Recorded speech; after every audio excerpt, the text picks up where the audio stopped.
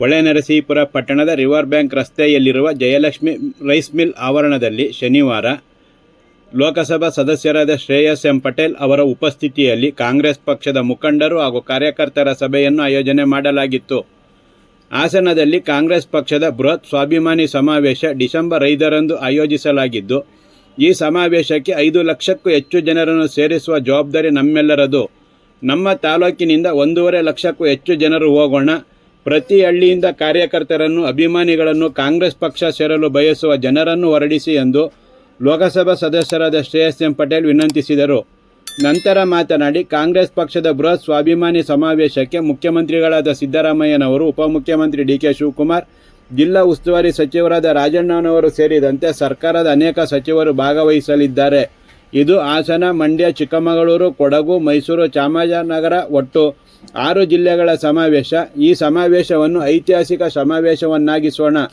ಸಂಸದನಾಗಿ ಕಲಾಪದಲ್ಲಿ ಭಾಗವಹಿಸಬೇಕಾಗಿರುವ ಕಾರಣ ನಾನು ಶನಿವಾರ, ಭಾನುವಾರ ಮಾತ್ರ ಸಿಗುತ್ತೇನೆ. ಯಾರೂ ಬೇಸರ ಮಾಡಿಕೊಳ್ಳಬೇಡಿ ಎಂದರು. ಕಾಂಗ್ರೆಸ್ ಸಮಾವೇಶ ನಿಮ್ಮ ಮನೆಯ ಕಾರ್ಯಕ್ರಮ ಎಂದು ತಿಳಿದು ಎಲ್ಲರೂ ಸಮಾವೇಶಕ್ಕೆ ಬನ್ನಿ. ಮುಖ್ಯಮಂತ್ರಿ ಸಿದ್ದರಾಮಯ್ಯನವರು ಹಾಗೂ ಕೆಪಿಸಿಸಿಯ ರಾಜ್ಯಾಧ್ಯಕ್ಷರು ಹಾಗೂ ಉಪಮುಖ್ಯಮಂತ್ರಿಗಳಾದ ಡಿ ಕೆ ಶಿವಕುಮಾರ್ ಬಿಜೆಪಿ ಹಾಗೂ ಜೆಡಿಎಸ್ ಪಕ್ಷದ ಆರೋಪಕ್ಕೆ ತಕ್ಕ ಉತ್ತರ ನೀಡಲಿದ್ದಾರೆ ಎಂದರು. ನನ್ನ ಮೇಲೆ ನಂಬಿಕೆ ಇಟ್ಟು ನನ್ನನ್ನು ಸಂಸದನಾಗಿ ಮಾಡಿದ್ದೀರಿ. ನಾನು ಸಂಸದನಾದ ದಿನದಿಂದ ಜಿಲ್ಲೆಯ ಜನರ ಕೆಲಸಗಳನ್ನು ಪ್ರಾಮಾಣಿಕವಾಗಿ ಮಾಡುತ್ತಿದ್ದೇನೆ. ನಾನು ನಿಮ್ಮೆಲ್ಲರ ಸೇವಕ ಎಂದು ಭಾವಿಸಿದ್ದು ಸದಾ ನಿಮ್ಮ ಜೊತೆಯಲ್ಲೇ ಇರುತ್ತೇನೆ. ನಾವೆಲ್ಲ ಸಮಾವೇಶದಲ್ಲಿ ಅತಿ ಹೆಚ್ಚು ಸಂಖ್ಯೆಯಲ್ಲಿ ಭಾಗವಹಿಸೋಣ ಎಂದು ಕರೆ ಕೊಟ್ಟರು. ಬ್ಲಾಕ್ ಕಾಂಗ್ರೆಸ್ ಅಧ್ಯಕ್ಷರಾದ ಎಚ್.ಟಿ. ಲಕ್ಷ್ಮಣ, ಬಾಗಿವಾಳು ಮಂಜೇಗೌಡ, ಕೆ.ಆರ್. ಸುದರ್ಶನ್, ಹಳ್ಳಿ ಮೈಸೂರು ಪುಟ್ಟೇಗೌಡ, ಹಳೇಕೋಟೆ ಗಿರೀಶ್, ಮುಜಾಹಿದ್, ಕಡುವಿನಕೋಟೆ ಲೋಕೇಶ್, ಸೈಯದ್, ಜಿಷನ್ ಅಲಿ, ಮಿರ್ಜಾ ಅಲಿ ಮಹಮ್ಮದ್, ಮುಜಾಹಿದ್ ಖಾನ್ ಹಾಗೂ ಇತರರು ಸಭೆಯಲ್ಲಿ ಉಪಸ್ಥಿತರಿದ್ದರು. ಪ್ರದೇಶ ಕಾಂಗ್ರೆಸ್ ಸಮಿತಿಯ ಸಂಯುಕ್ತ ಮತ್ತು ಶೋಷಿತ ವರ್ಗಗಳ ಒಂದು ಸಂಯುಕ್ತಾಶ್ರಯದಲ್ಲಿ ಸ್ವಾಭಿಮಾನಿ ಸಮಾವೇಶ ಅಂತ ನಾವು ನಿನ್ನೆ ಒಂದು ತೀರ್ಮಾನ ಸಂಜೆ ಬಂದ್ವಿ. ಅದು ಇವತ್ತಿಂದ ಕಾರ್ಯಗತಕ್ಕೆ ಬಂದಿದೆ. ಆ ಸಮಾವೇಶವನ್ನು 5ನೇ ತಾರೀಕು ಮಾನ್ಯ ಘನ ಸರ್ಕಾರದ ಮುಖ್ಯಮಂತ್ರಿಗಳು, ಮಾನ್ಯ ಉಪಮುಖ್ಯಮಂತ್ರಿಗಳು, ಸರ್ಕಾರದ ಎಲ್ಲ ಸಚಿವರುಗಳು ಮತ್ತೆ ನಮ್ಮ ಜಿಲ್ಲಾ ಉಸ್ತುವಾರಿ ಸಚಿವರು ಪ್ರಮುಖವಾಗಿ 6 ಜಿಲ್ಲೆಯಿಂದ ನಾವು ಈ ಸಮಾವೇಶ ಮಾಡ್ತಾ ಇದೀವಿ. ನಮ್ಮ ಮಂಜಣ್ಣ ಅವ್ರು ಹೇಳಂಗೆ ನಮ್ಮ ಮೈಸೂರು ಭಾಗ ಏನಂತ ಹೇಳ್ತಾರೆ, ಅಲ್ಲಿ ನಮ್ಮ ಹಾಸನ, ಚಿಕ್ಕಮಗಳೂರು, ಕೊಡಗು, ಮಂಡ್ಯ, ಮೈಸೂರು, ಚಾಮರಾಜನಗರ ಇಷ್ಟು ಜಿಲ್ಲೆಯಿಂದ ನಾವು ಈ ಸಮಾವೇಶ ಮಾಡಿ ಸುಮಾರು ಈ ಜಿಲ್ಲೆಗೆ ಈ ಒಂದು ಕಾರ್ಯಕ್ರಮಕ್ಕೆ ಒಂದು 5 ಲಕ್ಷ ಜನವನ್ನ ನಾವು ಅಂದಾಜಿಸಿದ್ವಿ. ಅದಕ್ಕಿಂತ ಜಾಸ್ತಿ ಆಗಬೇಕು ಅಂತ ನಾವು ಅಂದ್ಕೊಂಡಿದ್ವಿ. ನಮ್ಮ ಜವಾಬ್ದಾರಿ ನಮ್ಮ ಜಿಲ್ಲೆ, ನಮ್ಮ ಕ್ಷೇತ್ರ. ಸುಮಾರು ನಮ್ಮ ಜಿಲ್ಲೆಯಿಂದನೇ ಸುಮಾರು 1 ಲಕ್ಷ ಜನವನ್ನ ನಾವು ಸೇರಿಸಬೇಕು ಅಂತ ನಿನ್ನೆ ತೀರ್ಮಾನ ಮಾಡ್ಕೊಂಡಿದ್ವಿ. ಅದೇ ರೀತಿ ಪ್ರತಿ ಕ್ಷೇತ್ರಕ್ಕೂ ನಮ್ಮ ಮಾನ್ಯ ಜಿಲ್ಲಾ ಉಸ್ತುವಾರಿ ಸಚಿವ ರಾಜಣ್ಣ ಸಾಹೇಬರು ಒಂದು ಟಾರ್ಗೆಟ್ ಕೊಟ್ಟಿದ್ದಾರೆ. ಒಂದೊಂದು ಕ್ಷೇತ್ರದಿಂದ ಸರಿಸುಮಾರು 10,000 ಬರಬೇಕು ಅಂತ. ಆದ್ರೆ ವಿಶೇಷವಾಗಿ ಹೊಳೆನರಸೀಪುರ ಕ್ಷೇತ್ರಕ್ಕೆ ಸುಮಾರು 20,000 ಜನ ಕರ್ಕೊಂಡ್ ಬರ್ಬೇಕು ಅಂತ ಹೇಳಿದ್ದಾರೆ. ನಾವು ಆ ಎಲ್ಲ ಸಂಘಟಿತರಾಗಿ ಒಗ್ಗಟ್ಟಾಗಿ ಯಾವುದೇ ರೀತಿಯ ಬಸ್ ವ್ಯವಸ್ಥೆ ಇರ್ಬೋದು, ಎಲ್ಲ ಇತರ ವ್ಯವಸ್ಥೆಗಳನ್ನ ನಾವು ಮಾಡ್ತೀವಿ. ಯಾರು ಅನ್ಯತಾ ಭಾವಿಸಬಾರ್ದು. ಎಲ್ಲ ಒಗ್ಗಟ್ಟಾಗಿ ಈ ಕಾರ್ಯಕ್ರಮ ಯಶಸ್ವಿಯಾಗಿ ಬಳಸೋಣ. ಇದು ಒಂದು ಇತಿಹಾಸ ಪುಟ ಸೇರುವಂತಹ ಕಾರ್ಯಕ್ರಮ. ಇದು ಮುಂಚೆ 1900 ನಮ್ಮ ಸುರೇಶ್ ಅವ್ರು ಗೊತ್ತಿತ್ತು ಅನ್ಕೊಂತೀನಿ, ಅದೊಂದು ಸಮಾವೇಶ ಆಗಿತ್ತು. ಅಹಿಂದ ಸಮಾವೇಶ 2006 ಆಗಿತ್ತು.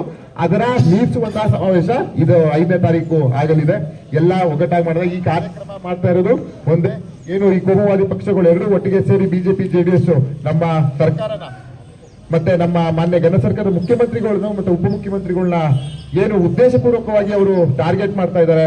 ಇಲ್ಲ ಸಲ್ಲದ ಆರೋಪ ಮಾಡಿಕೊಂಡು ಒಬ್ಬ ಶುದ್ಧ ಹಸ್ತ ಮಾನ್ಯ ಮುಖ್ಯಮಂತ್ರಿಗಳನ್ನ ಅವರು ನೇರವಾಗಿ ಒಂದು ತೇಜೋವಧೆ ಮಾಡ್ತಾ ಇದ್ದಾರೆ. ಆ ಒಂದು ಕಾರ್ಯಕ್ರಮದಲ್ಲಿ ಅವರಿಗೆ ಆ ಒಂದು ಸಂದೇಶವನ್ನ ಇಡೀ ರಾಜ್ಯಕ್ಕೆ, ಇಡೀ ದೇಶಕ್ಕೆ ಕೊಡುವಂತ ಕಾರ್ಯಕ್ರಮ ಇದಾಗಿದೆ. ಇದು ಯಾವುದೇ ರೀತಿಯ ರಾಜಕೀಯಕ್ಕಿಂತ ಹೆಚ್ಚಾಗಿ ಜನಾಂದೋಲನ, ಜನಕ್ಕೆ ತಿಳಿಸ್ಬೇಕು ನಾವು ಏನ್ ಮಾಡಿದೀವಿ ಅನ್ನೋದು. ಯಾಕಂತ ಹೇಳಿದ್ರೆ 1.5 ವರ್ಷದಲ್ಲಿ ನಾವು ಆಗಿರೋ ಸಾಧನೆ 5 ಗ್ಯಾರಂಟಿಗಳನ್ನ ಜೊತೆಗೆ ಅಭಿವೃದ್ಧಿಯನ್ನ ಒಟ್ಟಾಗಿ ಮಾಡೋದು ಅಷ್ಟು ಸುಲಭ ಅಲ್ಲ. ಅದನ್ನ ನಮ್ಮ ಮಾನ್ಯ ಮುಖ್ಯಮಂತ್ರಿಗಳು ಮಾಡಿದ್ದಾರೆ. ಅದಕ್ಕೆ ನಾವು ಅನಂತ ಧನ್ಯವಾದಗಳನ್ನ ಹೇಳ್ಬೇಕು. ಅಷ್ಟು ಸುಲಭವಾದಂತಹ ಕಾರ್ಯ ಅಲ್ಲ. ಆದ್ರೂ ಅವರು ಆ ವಿಷಯದಲ್ಲಿ ನಾವು ಎಲ್ಲ ಮೆಚ್ಚಬೇಕಾದಂತಹ ಕಾರ್ಯಕ್ರಮ. ನೀವೆಲ್ಲ ಒಗ್ಗಟ್ಟಾಗಿ ಮಾಡುವಂತಹ ಕೆಲಸ ನಾವೆಲ್ಲ ಮಾಡೋಣ.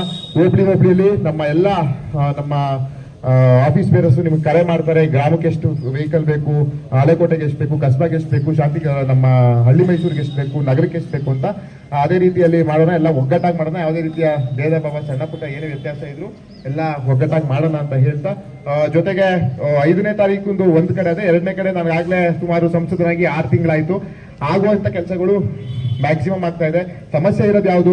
PWD ರೋಡ್ಸ್ ಕೇಳ್ತಾ ಇದ್ರಿ, ಚರಂಡಿ ಕೇಳ್ತಾ ಇದ್ರಿ, ಮತ್ತೆ ಮನೆಗಳು ಕೇಳ್ತಾ ಇದ್ರಿ. ಅಂತ ವಿಷಯದಲ್ಲಿ ನಾನು ಉತ್ತರ ಕೊಡಿಗೆ ಆಗ್ತಿಲ್ಲ, ಯಾಕಂದ್ರೆ ಇಲ್ಲೂ ಅನುದಾನಗಳು ಇವಾಗ ಬರಬೇಕು.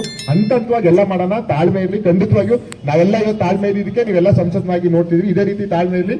ಇಡೀ ಕ್ಷೇತ್ರದ ಅಭಿವೃದ್ಧಿಯ ಪ್ರಾಮಾಣಿಕ ಕೆಲಸ 100% ಮಾಡ್ತೀನಿ. ಆ ಜವಾಬ್ದಾರಿ ನನ್ನ ಮೇಲಿದೆ. ಆ ಜವಾಬ್ದಾರಿಯ ನೀವು ಕೊಟ್ಟಿರೋ ಮಾತನ್ನ ಉಳಿಸ್ಕೊಳ್ಳೋ ಕೆಲಸವನ್ನು ನಾನು ಮಾಡ್ತೀನಿ ಅಂತ ಈ ಕಾರ್ಯಕ್ರಮದಲ್ಲಿ ಇದು ಬೇಡವಾಗಿತ್ತು. ಆದ್ರೂ ಇದು ನಾವೆಲ್ಲ ಒಟ್ಟಾಗಿ ಇವತ್ತು ಮುಖಂಡರುಗಳು ಸೇರಿದ್ರಿಂದ ಇದೊಂದು ನಾನು ಮಾತನ್ನ ಹೇಳ್ತೀನಿ. ಜೊತೆಗೆ ನಮ್ಗೆಲ್ಲ 5ನೇ ತಾರೀಕು ಇಡೀ ರಾಜ್ಯ ನಮ್ಮ ಹಾಸನ ನೋಡ್ತಾ ಇದೆ, ಇಡೀ ರಾಜ್ಯ ಇಡೀ ದೇಶ ನಮ್ಮ ಹಾಸನ ನೋಡ್ತದೆ. ಜೊತೆಗೆ ಅವತ್ತು ನಮ್ಮ ACC ನಮ್ಮ ರಾಹುಲ್ ಸಾಹೇಬ್ರು ಬರ್ಬೋದು, ಮತ್ತೆ ಪ್ರಿಯಾಂಕಾ ಮೇಡಮ್ ನಮ್ಮ ACC ಎಲ್ಲ ಇನ್ಚಾರ್ಜ್ ಸಹ ಅವತ್ತು ಹಾಸನಕ್ಕೆ ಬಂದಿದ್ದಾರೆ. ಎಲ್ಲ ಒಮ್ಮತವಾಗಿ ನಾವು ಜನ ಸೇರ್ಸೋಣ, ಕಾರ್ಯಕ್ರಮನ ಯಶಸ್ವಿಗೊಳಿಸೋಣ. ಜೊತೆಗೆ ಎಲ್ಲರಿಗೆ ಎಲ್ಲ ಹಾಸನದವ್ರಿಗಿಂತ ಒಳನರಸೀಪುರದತ್ತ, ಯಾಕಂತ ಹೇಳಿದ್ರೆ ಆ ಒಳನರಸೀಪುರದಿಂದ ಎಷ್ಟು ಜನ ಬರ್ತಾರೆ ಅನ್ನೋದೇ ಅವ್ರು ಕೇಳ್ತಾರೆ. ನಾವೆಲ್ಲೋದು ನಿಮ್ಮ ಊರಿಂದ ಎಷ್ಟು ಜನ ಕರ್ಕೊಂಡ್ ಬರ್ತೀರಿ ಅಂತ. ಹಾಗಾಗಿ ನಾವೆಲ್ಲ ಒಗ್ಗಟ್ಟಾಗಿ ಈ ಹೆಸರು ಬಂದ್ರೆ ನಮ್ಗೆ ಹೆಸರು ಬಂದಂಗಲ್ಲ, ನಿಮ್ಗೆಲ್ಲ ನಮ್ಮ ಒಳನರಸೀಪುರ ತಾಲೂಕು, ನಮ್ಮ ಒಳನರಸೀಪುರ ಕ್ಷೇತ್ರಕ್ಕೆ ಹೆಸರು ಬರುವಂತಹ ಒಂದು ಕಾರ್ಯಕ್ರಮ ಇದಾಗಿರ್ತದೆ. ಮತ್ತೆ ನಾಳೆ ನಾಡದಲ್ಲಿ ನಿಮಗೆ ವೈಯಕ್ತಿಕವಾಗಿ ನಮ್ಮೆಲ್ಲ ಮುಖಂಡರುಗಳಿಗೂ ನಾನೇ ಕರೆ ಮಾಡಿ ಎಷ್ಟು ವೆಹಿಕಲ್ ಏನ್ ಬೇಕು ಅನ್ನೋದೆಲ್ಲ ನಾನು ಕೇಳ್ಕೊಂತೀನಿ. ಇನ್ನ ಅದು ಬಿಟ್ರೆ 5ನೇ ತಾರೀಕು ಬಿಟ್ರೆ